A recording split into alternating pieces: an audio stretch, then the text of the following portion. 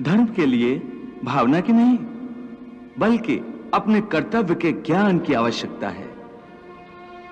इस बात की आवश्यकता होती है कि मनुष्य समझ ले कि उस परिस्थिति में उसका कर्तव्य क्या है।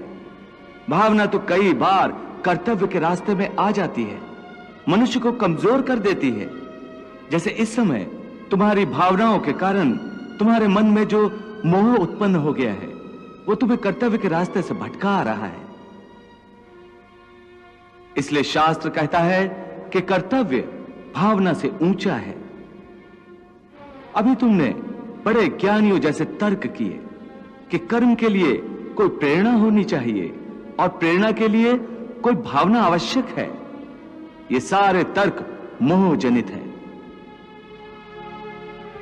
रिश्ते नातों के मोह ने तुम्हारी बुद्धि को धूमिल कर दिया है, इसलिए तुम्हें सत्य दिखाई नहीं दे रहा। हे केशव, तुम जानते हो कि मनुष्य जब कोई कर्म करता है तो उस कर्म का कोई कारण होता है, कोई प्रेरक होता है जिसकी प्रेरणा से मनुष्य कर्म करता है।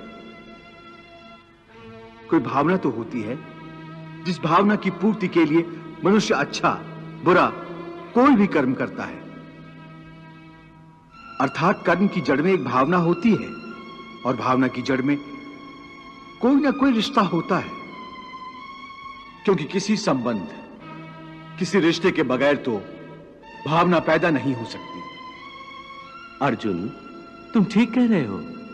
संबंधों और रिश्तों से ही भावनाओं का स्रोत फूटता है, परंतु भावनाओं की यह नदी जल्दी सूख जाती है, बिल्कुल ऐसे जैसे आग में पानी की बूंद तुरंत ही लुप्त हो जाती है।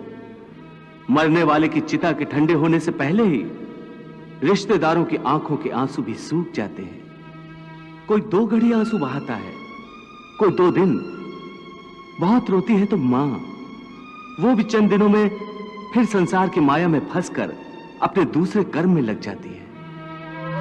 हे केशव, एक ओर तो तुम मुझे ये सिखा रहे हो कि ये रिश्ते नाते सब चंद दिनों का दिखावा है, और दूसरी ओर अभी अभी तुमने ये कहा कि संबंधों और रिश्तों से ही भावनाओं का स्रोत फूटता है। कहा था ना? हां, और मैंने ये कहा था कि कर्म करने के लिए किसी न किसी भावना का होना जरूरी है, और भावना के लिए रिश्ते नातों की आवश्यकता है, क्योंकि किसी न किसी रिश्ते की जड़ से ही तो भावना पैदा होती है। इसलिए यदि मनुष्य सारे रिश्ते तोड़ देगा, अपनी भावना को त्याग देगा, तो फिर वो कर्म किसके लिए करेगा? अपने धर्म के लिए। धर्म के लिए? हां, अपने धर्म के लिए। अर्थात धर्म के लिए भावना की आवश्यकता नहीं होती? नहीं, धर्म के लिए भावना की नहीं, बल्कि अपने कर्तव्य के ज्ञान की आवश्यकता है। इस बात की आवश्यकता होती है कि मनुष्य समझ ले कि उस परिस्थिति में उसका कर्तव्य क्या है। भावना तो कई बार कर्तव्य के रास्ते में आ जाती है, मनुष्य को कमजोर कर देती है।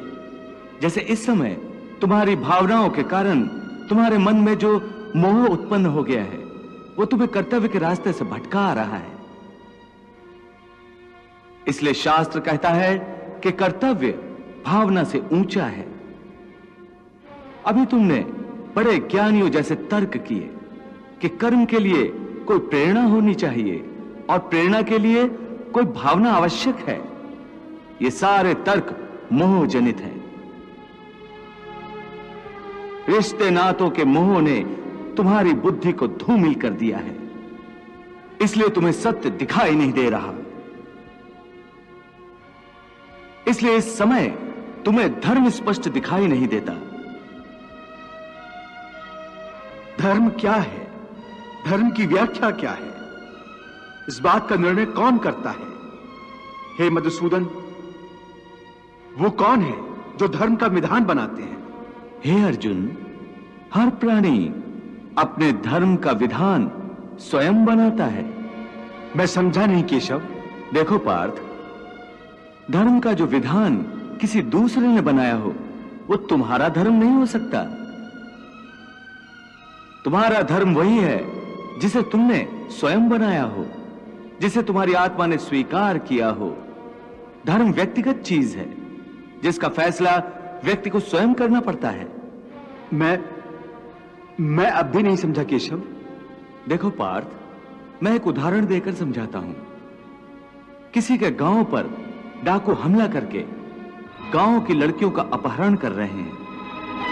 उसी समय किसी का पिता मृत्युशैया पर पड़ा जीवन की अंतिम सांस ले रहा है और पुत्र से बार बार पानी का एक एक घूंट मांग रहा है।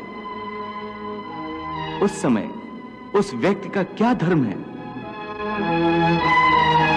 वो मरते हुए पिता के कंठ में अंतिम समय गंगा जल की बूंद बूंद टपकाता हुआ अपने पुत्र धर्म का पालन करे, या उसके गांव की लड़कियों पर जो संकट आ गया है उनकी रक्षा के लिए तलवार उठाकर उन डाकुओं का मुकाबला करे और आवश्यक हो तो जान भी देकर अपने गांव की इज्जत बचाए।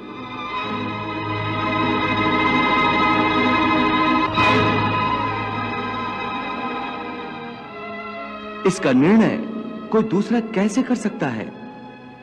इसको धर्म का दोराहा या धर्म संकट भी कहते हैं। ऐसी परिस्थिति में वो व्यक्ति क्या करे?